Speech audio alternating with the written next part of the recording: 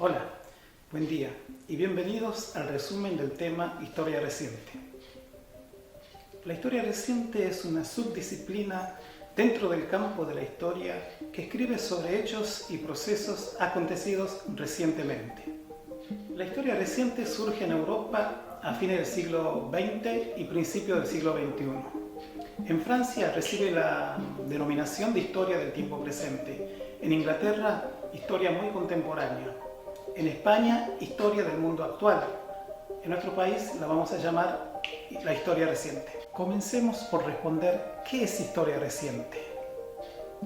Una de las dificultades de definir este tipo de historia radica en la falta de una cronología precisa que nos permita definir qué es lo reciente de lo que no lo es. Sin embargo, el término historia reciente hace referencia también a hechos llamados traumáticos del pasado de diferentes sociedades. Podemos citar, por ejemplo, el holocausto del pueblo judío en la Alemania nazi.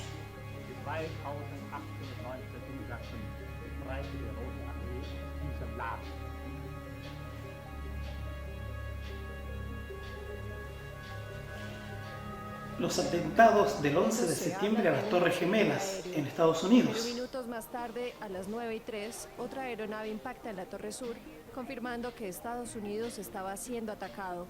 Solo hasta las 9:30 de la mañana el presidente George Bush se dirige a la nación. Y 7 minutos más tarde, una tercera aeronave golpea el Pentágono a las afueras de dictaduras Washington. que surgieron en Sudamérica en la década de 1970, fundamentalmente la dictadura militar surgida en nuestro país, llamada Proceso de Reorganización Nacional, y el terrorismo de Estado que comenzó con este proceso. Miles en todo el país, miles. ¿Me permite?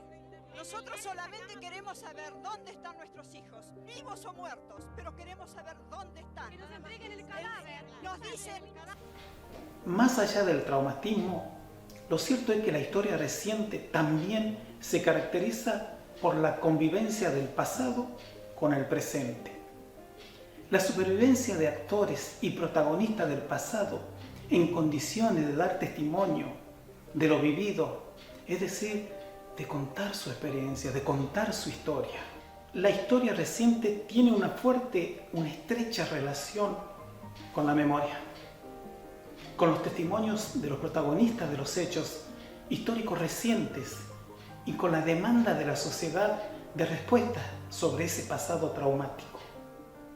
La memoria, tantas veces mencionada en la actualidad, se refiere tanto a procesos individuales de recuerdo, una boda, un casamiento, una excursión, como a procesos colectivos y sociales. Por ejemplo, la memoria del pueblo argentino respecto al golpe militar de 1976, a la guerra de Malvinas o a los hechos de las crisis económicas y sociales que vivió nuestro país en los últimos tiempos. Así, la historia y los historiadores pueden ayudar en la tarea de recordar eventos, actores y experiencias olvidadas. Por ejemplo, la existencia de víctimas del terrorismo de Estado antes de la imposición de la dictadura militar en 1976, en pleno gobierno democrático. Hechos muchas veces olvidados o silenciados. También la memoria ayuda a la historia a definir lo que una sociedad quiere y necesita conservar de su pasado, por razones éticas y políticas, para recomponer sus lazos sociales y mantenerse unida. Esto último nos conduce a otro punto: la historia oral. La labor fundamental de la historia oral tiene que ver con la producción y utilización de las fuentes orales en la reconstrucción histórica. En ella, los testimonios de los entrevistados por los historiadores se transforman en fuentes para la escritura de la historia. En el pasado, los historiadores sobrevaloraron las fuentes escritas.